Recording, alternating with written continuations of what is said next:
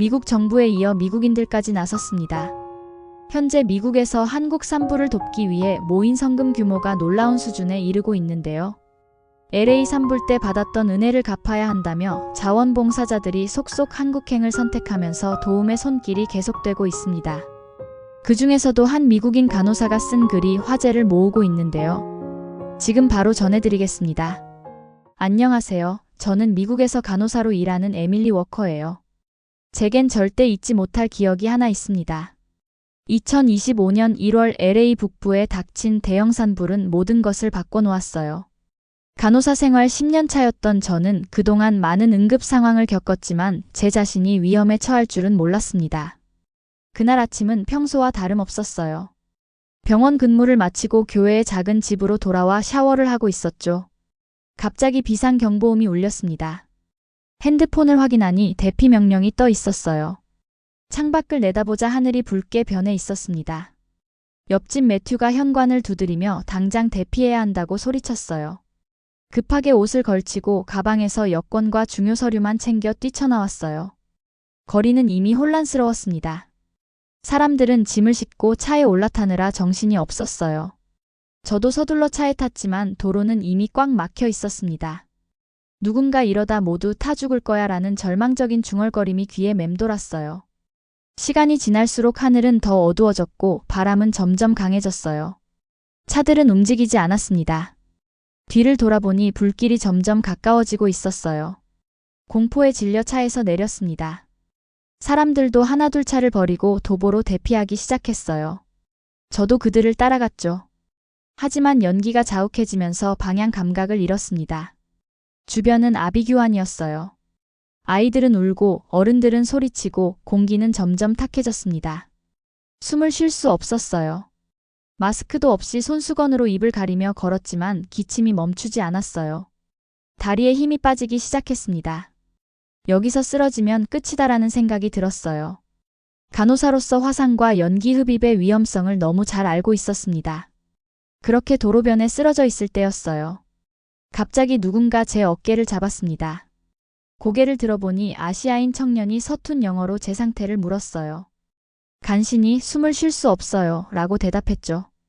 그러자 청년은 주머니에서 물에 적신 수건을 꺼내 제게 건넸어요. 이후 다른 청년들이 달려와 저를 부축했습니다. 그들은 서로 한국어로 빠르게 대화를 나누더니 저를 흰색 밴으로 데려갔어요. 밴 안에는 이미 몇 명의 사람들이 타고 있었습니다. 모두 지친 표정이었지만 서로를 격려하며 물과 마스크를 나눠주고 있었어요. 한 청년이 산소 마스크를 제게 씌워주었죠. 그는 LA 한인회에서 왔으며 안전한 곳으로 데려갈 거라고 유창한 영어로 설명했습니다. 그 순간 왜인지 모르게 눈물이 났어요. 낯선 사람들이 자신의 안전은 아랑곳하지 않고 저를 구하러 온 것이었죠. 배는 불길을 피해 좁은 산길로 접어들었습니다. 운전하는 청년은 손에 땀을 쥐고 핸들을 꽉 잡았어요. 옆 좌석의 청년은 무전기로 계속 상황을 보고했고 뒷좌석에서는 누군가 노약자들의 상태를 체크했습니다. 한 청년은 제게 물병을 건네며 다소 어색한 미소를 지었어요. 저는 그 미소에서 이상한 안도감을 느꼈습니다. 창밖으로는 불타는 나무들과 검붉은 하늘이 보였어요. 연기 때문에 숨쉬기가 여전히 힘들었지만 산소 마스크 덕분에 조금씩 정신이 돌아왔습니다. 그제서야 저를 구해준 이들을 자세히 볼 수 있었어요. 그들의 옷은 그을음으로 더럽혀져 있었고 눈은 충혈되어 있었습니다. 아마 오랜 시간 구조활동을 했던 것 같았어요. 괜찮으세요? 옆에 앉은 청년이 물었습니다. 그는 자신을 서지민이라고 소개했어요. LA에서 태어난 한국계 미국인이라고 했습니다. 네. 정말 감사해요. 겨우 말을 이을 수 있었어요. 지민은 미소를 지으며 도와주는 건 당연한 거예요 라고 말했습니다.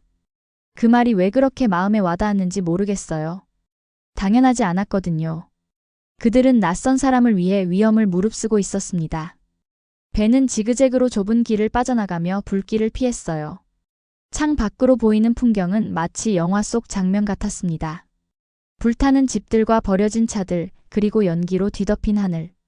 현실이라고 믿기 힘들었어요. 1시간쯤 달렸을까? 우리는 드디어 대피소에 도착했습니다. 그곳은 LA 한인회가 운영하는 임시 피난소였어요. 학교 체육관을 개조해 만든 공간이었습니다. 들어서자마자 질서정연하게 움직이는 사람들이 눈에 들어왔어요. 간이 침대가 줄지어 놓여 있었고 의료부스에서는 응급처치가 이루어지고 있었습니다. 저를 구해준 청년들은 다른 피해자들을 더 구하러 간다며 서둘러 떠났어요. 그들에게 제대로 감사 인사도 못했다는 생각에 미안했습니다. 불길 속에서 저를 구해준 그들의 모습은 지금도 선명히 기억나요. 그날 그들은 저에게 단순한 구조자가 아닌 인간의 따뜻함을 보여주었습니다. 멍하니 서 있는데 한인회 자원봉사자 한 분이 다가와 저를 침대로 안내했어요. 그분은 의료진 검사를 먼저 한번 받아보라고 권했습니다. 의료부스로 가는 길에 주변을 살펴봤어요. 다양한 인종과 연령의 사람들이 한데 모여 있었죠. 놀라웠던 건 한인 봉사자들이 마치 자기 가족인 것처럼 최선을 다하는 모습이었습니다. 진심으로 놀라웠어요. 의료부스에서 간단한 검사를 받았습니다. 연기 흡입으로 인한 경미한 손상이 있지만 큰 문제는 없다고 했어요. 산소 마스크를 쓰고 휴식을 취하라는 권고를 받았죠. 침대로 돌아와 주변을 더 자세히 살펴볼 수 있었습니다. 피난소는 비좁고 소란스러웠지만 이상하게도 따뜻함이 느껴졌어요. 서로 모르는 사람들이 위로와 격려를 주고받았죠. 한 노부부가 젊은 부부에게 담요를 나눠주는 모습, 아이들이 함께 그림을 그리며 웃는 모습. 이런 작은 순간들이 모여 희망을 만들고 있었어요. 그런데 갑자기 배가 고파오기 시작했습니다. 마지막으로 먹은 게 언제였는지 기억조차 나지 않았죠. 식사 배급소로 향했어요. 그곳에서는 중년의 한국 아주머니들이 분주하게 음식을 나눠주고 있었습니다. 한 아주머니가 저에게 따뜻한 떡국을 건네주셨어요. 그 순간 느꼈습니다. 이 음식은 단순한 배급이 아니라 마음이 담긴 선물이었어요.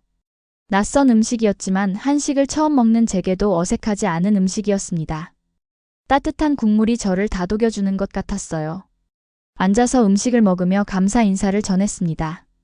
아주머니는 괜찮다며 손사래를 쳤어요. 미국과 한국은 서로 도우며 사는 거 아니겠어요? 라고 말씀하셨죠. 그 말에서 깊은 역사적 유대감을 느낄 수 있었습니다. 밤이 깊어갔어요. 피난소의 소음도 조금씩 줄어들었죠. 하지만 봉사자들은 여전히 분주하게 움직였습니다. 그들 중 상당수는 자신의 집이 화재 위험 구역에 있을 텐데도 다른 이들을 돕기 위해 남아 있었어요. 그 헌신에 감동했죠. 침대에 누워 천장을 바라보며 생각했습니다. 오늘 하루 제가 본 것은 단순한 재난 대응이 아니었어요. 정치적 견해와 출신 국가, 그리고 사회적 배경을 모두 뛰어넘어 인간 대 인간으로 마주한 순간들이었죠. 낯선 이들에게 베푸는 작은 친절이 얼마나 큰 의미를 갖는지 깨달았어요. 새벽녘 잠이 깨 침대에 앉아 있었습니다. 그때 서지민 씨가 다가왔어요. 그는 피곤해 보였지만 여전히 미소를 짓고 있었습니다. 좀 어떠세요? 그가 물었어요. 덕분에 괜찮아요. 정말 감사해요. 제가 대답했습니다. 지민은 고개를 저었어요. 우리는 그저 해야 할 일을 했을 뿐이에요. 하지만 당신들은 위험을 무릅쓰고 저를 구했어요. 그건 단순한 의무 이상이죠. 제가 말했습니다. 지민은 잠시 생각에 잠긴 듯 했어요. 한국에는 품앗이라는 말이 있어요. 서로 돕고 나누는 전통이죠. 우리 할머니께서 항상 말씀하셨어요. 어려울 때 서로 돕는 것이 사람 사는 이치라고요. 저는 그 말을 곱씹어봤어요. 품앗이. 서로 돕는 전통. 왜 이런 단순한 개념이 우리 사회에서는 종종 잊혀지는 걸까요? 다음 날 아침 창문으로 들어오는 햇살에 눈을 떴어요. 간이 침대에서 일어나 주변을 둘러봤죠. 봉사자들은 이미 깨어나 새로운 하루를 준비하고 있었습니다. 아침 식사를 받으러 가는 길에 한 봉사자가 상태를 물었어요. 저는 괜찮다고 오히려 도울 일이 있냐고 물었습니다. 의료인이에요. 제가 덧붙였어요. 그 말에 그분은 반가워하며 의료봉사팀으로 안내해 주었습니다. 그곳에서 저는 다른 의료진들과 함께 피해자들을 돌보고 싶다고 얘기했어요. 그들은 기꺼이 저를 받아들였습니다. 하루 종일 봉사활동을 하며 다양한 사람들을 만났어요. 한국에서 미국으로 공부하러 온 유학생, 직장인, 그리고 은퇴한 노인들까지 다양한 한인들이 자원봉사에 참여하고 있었죠. 그들은 각자의 일상을 뒤로하고 도움이 필요한 사람들을 위해 시간을 내고 있었습니다. 특히 마이클 김이라는 봉사자가 인상적이었어요. 그는 한국에서 입양된 미국인이었습니다. 생물학적 부모는 찾지 못했지만 자신의 뿌리가 있는 문화와 연결되고 싶어 한인 커뮤니티 활동에 적극적으로 참여하고 있다고 했어요. 저는 한국어를 잘 못해요. 마이클이 말했습니다. 하지만 이 공동체에 속해 있다는 느낌이 좋아요. 그들은 저를 가족처럼 대해줘요. 저녁이 되자 대피소에서 작은 공연이 열렸어요. 한 할머니가 전통 노래를 부르기 시작했습니다. 알아들을 수 없는 가사였지만 그 음악에는 깊은 감정이 담겨 있었어요. 사람들은 조용히 귀 기울였고 몇몇은 따라 부르기도 했습니다. 처음 만난 낯선 이들이 보여준 따뜻함은 제 안에 무언가를 깨웠어요. 우리는 모두 연결되어 있고 서로에게 의지한다는 단순하지만 강력한 진실을요. 그리고 그날 밤 피난소의 작은 침대에 누워 생각했습니다. 언젠가 저도 누군가에게 이런 따뜻함을 전할 수 있기를 바란다고요. 그렇게 산불이 일어난 지 3주가 지나고 LA는 놀라운 속도로 일상을 되찾아가고 있었어요. 제 아파트는 다행히 화재를 면해 그대로 돌아갈 수 있었죠. 병원 근무도 재개했습니다. 당시 방송에서는 LA 지역 사회가 보여준 놀라운 회복력에 대해 보도했어요. 특히 LA 한인회의 신속한 대응과 지원이 피해 주민들에게 큰 도움이 되었다는 내용이었죠. 많은 시민들이 한인들 덕분이라며 감사를 표하고 있다고 했습니다. 몇 개월 후 점심시간 휴게실에서 SNS를 확인했습니다. 한국 산불에 대한 내용이 실시간 검색어를 장악하고 있었어요. 관심이 생겨 자세히 살펴봤죠. 한국 곳곳에 대형 산불이 발생했다는 뉴스였습니다. 수천 명의 주민이 대피했고 많은 마을이 화재로 소실되었다고 했어요. 그 순간 가슴이 묵직해졌습니다. 제가 겪었던 공포와 혼란을 그들도 경험하고 있다고 생각하니 마음이 아팠어요. 더 많은 정보를 찾아보았죠. 한국 산불은 이미 일주일째 계속되고 있었고 강한 바람 때문에 진화가 어려운 상황이었습니다. 근무를 마치고 집에 돌아와 TV를 켰어요. 뉴스 채널에서는 한국 산불 상황을 상세히 보도하고 있었습니다.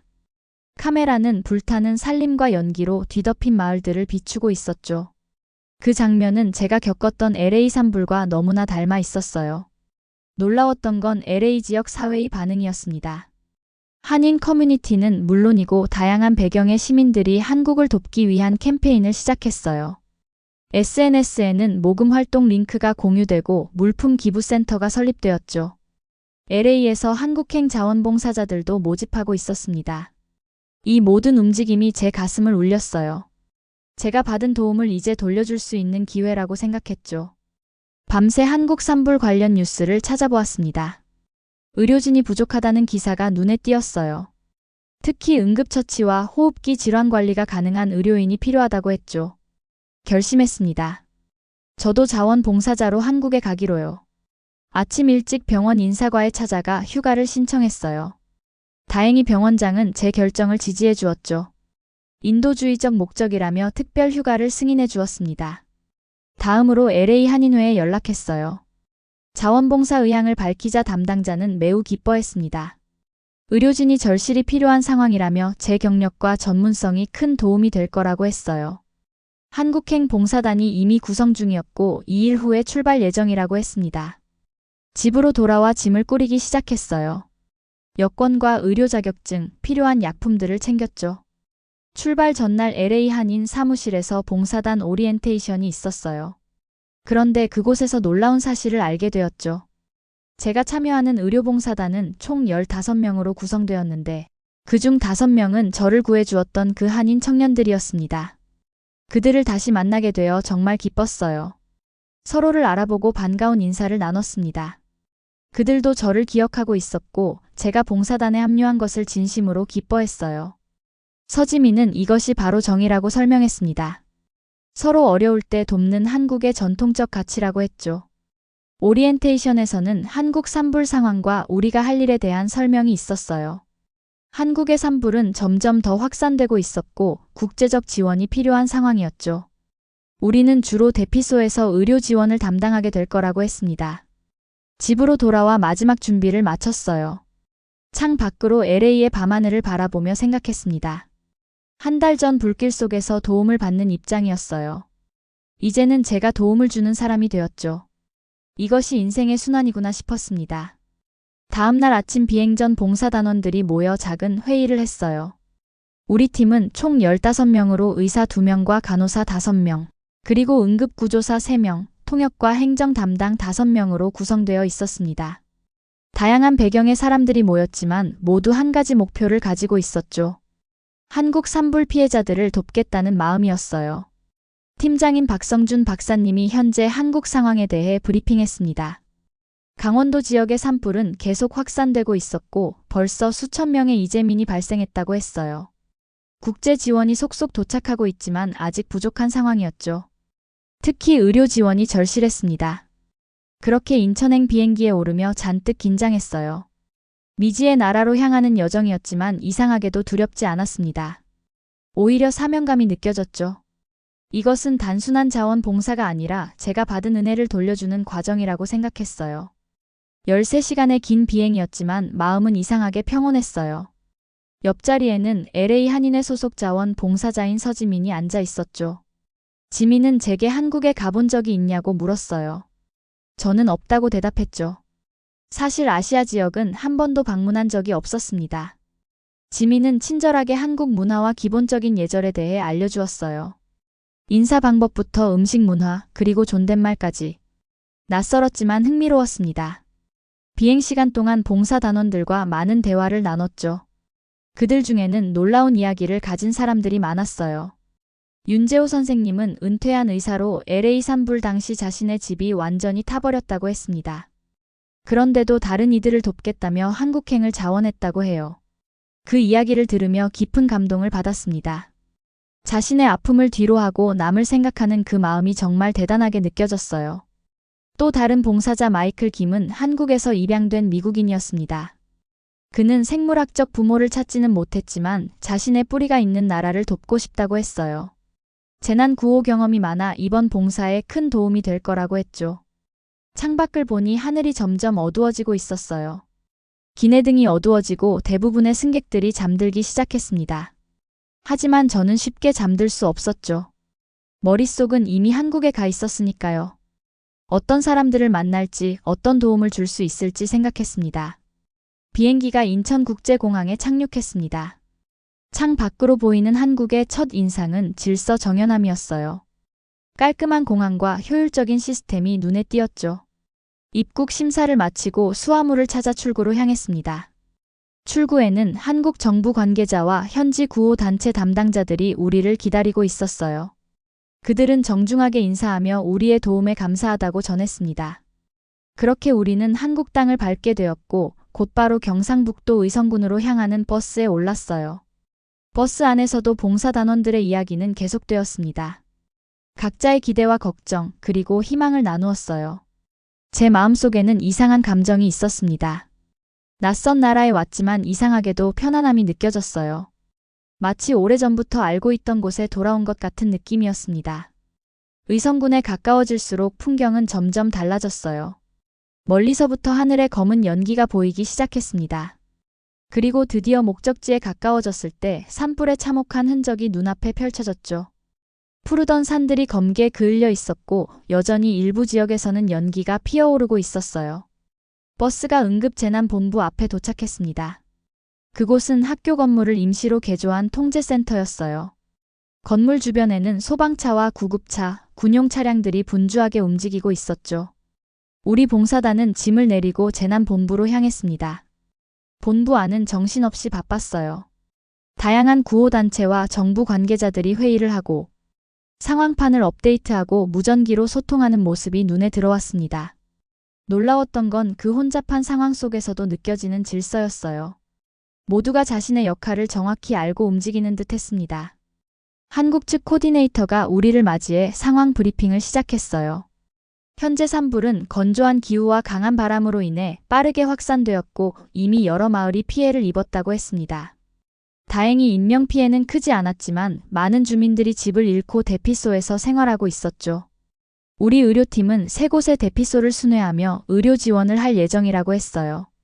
잠시 휴식 후 첫 번째 대피소로 향했습니다. 그곳은 마을 공용 체육관을 개조한 공간이었어요. 들어서자마자 피해 주민들의 지친 얼굴이 눈에 들어왔습니다.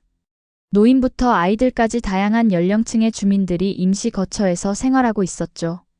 의료부스를 설치하고 진료를 시작했어요. 저는 주로 호흡기 질환자들을 담당했습니다.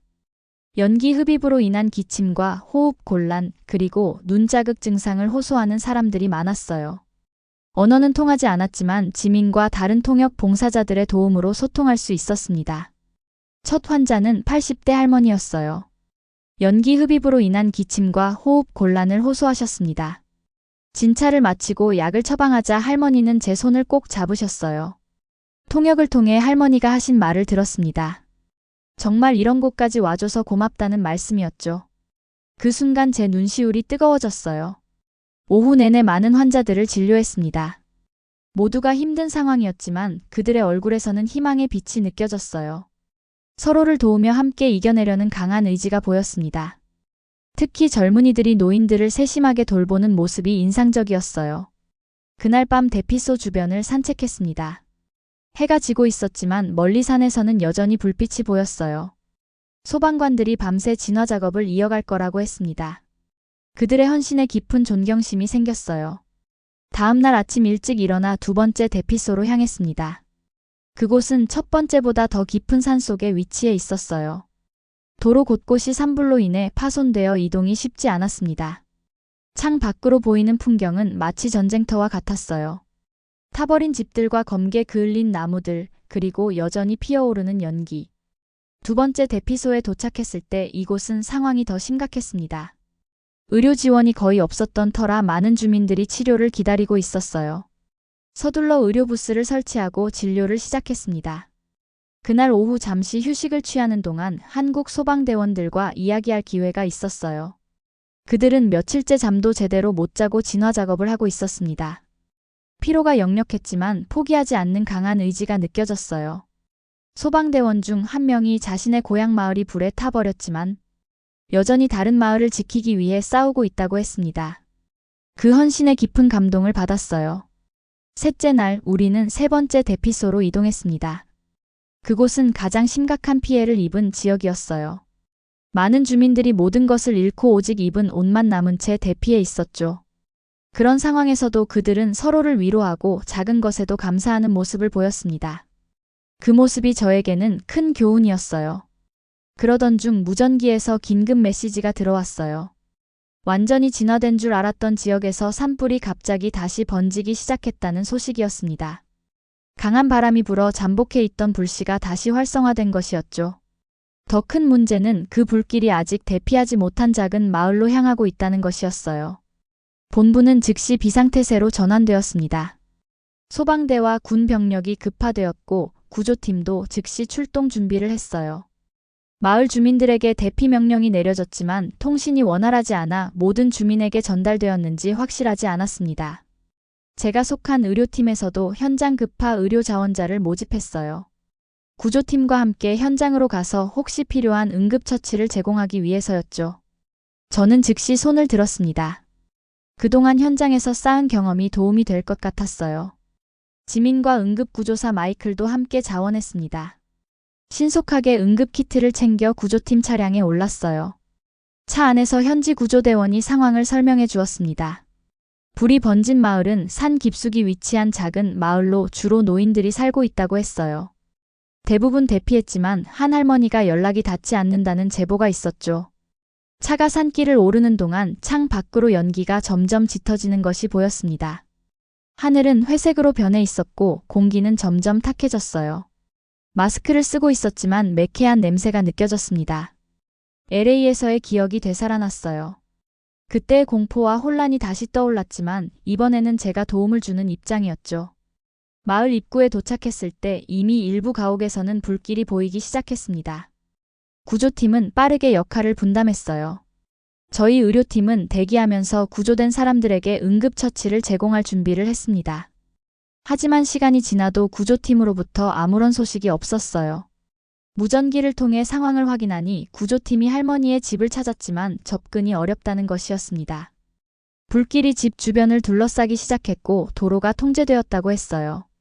그리고 더 심각한 문제는 집안에 할머니가 있는 것을 확인했지만 호흡 곤란으로 움직이기 어려운 상태라는 것이었습니다. 그 순간 저는 결심했어요. 제가 가야겠다고 생각했죠. 간호사로서의 전문 지식과 LA 산불에서의 경험이 있었으니까요. 즉시 구조팀 리더에게 허락을 구했습니다. 처음에는 너무 위험하다며 거절했지만 호흡기 환자 치료 경험이 많다는 제 설명에 마침내 동의했어요. 방화복과 마스크, 산소통을 챙겨 할머니의 집으로 향했습니다. 구조대원 한 명이 길을 안내해 주었어요. 마을 안으로 들어갈수록 더위와 연기가 심해졌습니다. 숨쉬기가 점점 힘들어졌고 시야도 제한되었어요. 그렇게 10분 정도 걸었을까 드디어 할머니의 집이 보였습니다. 다행히 아직 불길이 집에 직접 닿지는 않았지만 주변이 모두 불에 둘러싸여 있었어요. 조심스럽게 집으로 들어갔습니다. 안은 연기가 가득했고 할머니는 바닥에 누워 있었어요. 다가가 확인해보니 의식은 있었지만 호흡이 매우 불규칙했습니다. 산소 마스크를 씌우고 기본적인 상태 체크를 했어요. 맥박이 빠르고 약했지만 이동할 수 있는 상태였습니다. 할머니에게 상황을 설명하고 제가 도와드리겠다고 했어요. 하지만 할머니는 무언가를 계속 가리키며 안간힘을 쓰셨습니다. 방 한쪽 구석을 보니 작은 상자가 있었어요. 할머니의 눈빛을 보니 그것이 매우 중요한 물건임을 직감했습니다. 서둘러 상자를 챙겨 할머니를 부축했어요. 밖으로 나오자 상황은 더 악화되어 있었습니다. 불길이 더 가까이 다가와 있었고 우리가 들어왔던 길은 이미 막혀 있었어요. 구조대원과 무전으로 소통하니 다른 길로 나가야 한다고 했습니다. 새로운 탈출 경로를 안내받았어요. 할머니를 안고 산길을 내려가기 시작했습니다. 연기 때문에 눈이 따가웠고 호흡도 점점 어려워졌어요. 할머니의 상태도 계속 확인해야 했죠. 다행히 산소 공급 덕분에 호흡은 안정적이었습니다. 하지만 길이 험하고 경사가 심해 진행이 쉽지 않았어요. 20분이 넘는 시간이 흐른 후 드디어 산 아래에 구조팀이 보였어요. 그들도 우리를 발견하고 달려왔습니다. 할머니를 안전하게 인계하고 저는 그 자리에 주저앉았죠. 체력의 한계를 느꼈습니다. 온몸이 땀과 그을음으로 더럽혀져 있었고 숨을 쉬는 것조차 고통스러웠어요. 의료팀이 달려와 할머니와 저를 응급처치했습니다. 산소 마스크를 쓰고 누워있는 동안 지민이 다가와 제 손을 꼭 잡았어요. 눈물을 글썽이며 무사히 돌아와서 정말 다행이라고 했습니다. 그제서야 제가 얼마나 위험한 상황에 처해 있었는지 실감이 났어요. 할머니는 구급차로 병원에 이송되었고 저도 검진을 받았습니다. 다행히 심각한 부상은 없었어요. 연기 흡입으로 인한 가벼운 증상만 있었죠. 검사를 마치고 대피소로 돌아오니 구조팀원들이 박수로 저를 맞이했습니다. 그 순간 왠지 모를 뿌듯함이 밀려왔어요. 할머니를 구조한 다음 날 저는 병원에 할머니를 찾아갔습니다. 할머니는 산소 마스크를 끼고 계셨지만 상태는 많이 호전되어 있었어요. 저를 보자마자 할머니의 눈시울이 붉어졌습니다. 말은 통하지 않았지만 그 감정만은 고스란히 전달되었어요. 지민이 통역해준 할머니의 말씀은 간단했습니다. 살려줘서 고맙다는 것, 그리고 상자를 가져와줘서 고맙다는 것이었죠. 나중에 알게 되었지만 그 상자는 돌아가신 남편의 유품이었다고 해요. 할머니에게는 집보다 더 소중한 보물이었던 거죠. 할머니의 병실을 나서며 마음이 따뜻해졌어요. 이제 제가 LA에서 받은 도움을 조금이나마 갚은 것 같았습니다. 병원에서 나와 다시 대피소로 향했어요. 문득 LA에서의 기억이 떠올랐습니다. 제가 한인 봉사자들에게 구조되던 그 순간 그들의 얼굴에 비친 진심 어린 걱정, 그리고 지금 제가 이곳 주민들을 대하는 마음. 그것은 모두 같은 것이었어요. 국적과 언어, 문화를 넘어선 인간애였습니다. 봉사활동이 끝나고 LA로 돌아가기 전날 밤 우리 팀은 작은 모임을 가졌어요. 힘들었지만 보람찬 시간이었다며 서로를 격려했습니다. 박성준 박사님은 이런 국제적 협력이 앞으로도 계속되길 바란다고 말씀하셨어요. 마지막으로 지민이 조용히 말했습니다. 에밀리, 당신이 LA에서 우리의 도움을 받고 이제는 한국에서 도움을 주는 모습을 보니 정말 감동이에요. 이것이 바로 인간의 아름다움이 아닐까요? 그 말에 모두가 공감했어요. 재난은 파괴를 가져오지만 동시에 우리 안의 선함을 일깨우는 계기가 되기도 합니다.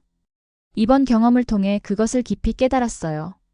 서로 다른 언어를 사용하고 서로 다른 문화 속에서 살아가지만 우리는 모두 같은 인간이라는 단순하지만 강력한 진실을 말이죠.